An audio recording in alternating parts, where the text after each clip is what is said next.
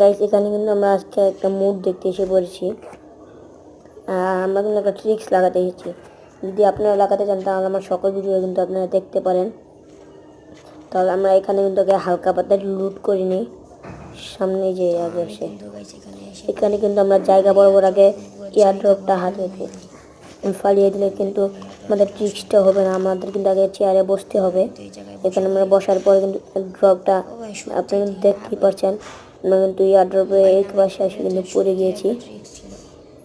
আর এই ট্রিক্সটা কোনটা কিন্তু আপনারাও করতে পারেন এই ট্রিক্সটা চাইলে।